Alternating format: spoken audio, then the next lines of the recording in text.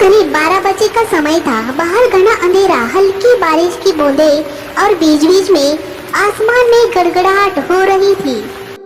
नेहा अपने पुराने मकान में अकेले ही थी। उसके माँ बाप रिश्तेदारों के यहाँ गए हुए थे।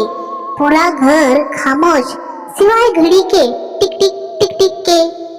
नेहा तो हॉल में बैठकर किताबें पढ़ रही थी। तभी दरवाजे पर किसी की दस्तक हुई। दरवाजे पर किसी ने जोर से दस्तक दी। अरे, इतनी रात को कौन हो सकता है? नेहा तो धीरे धीरे दरवाजे के पास चली गई और आई हॉल से झांककर बाहर देखा तो बाहर तो कोई नहीं था। उसका दिल तो तेजी से धड़कने लगा। शायद हवा की वजह से हो रहा हो। उसने तो अपने दिल को समझा लिया, लेकिन तभी फिर से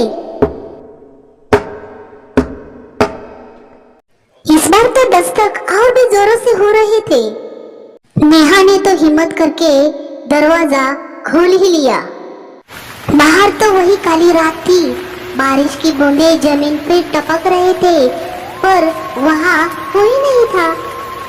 उसने दरवाजा बंद कर लिया और जैसे ही वो पलटी, उसे लगा कि हॉल में कोई खड़ा है।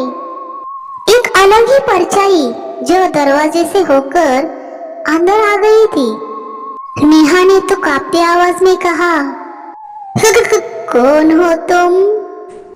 परछाई ने कोई जवाब नहीं दिया, बस धीरे धीरे आगे बढ़ती रही। उसके बढ़ते कदमों की आवाज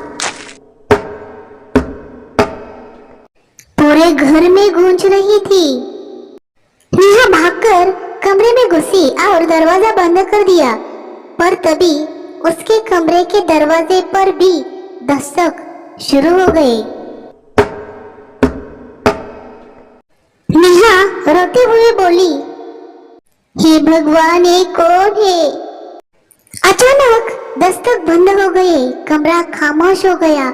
नेहा ने हिम्मत करके दरवाजा खोला। कमरे के बाहर कोई नहीं था, लेकिन दीवार पर लाल रंग से लिखा हुआ था, तुम्हें भी अकेले छोड़कर नहीं जाऊंगा।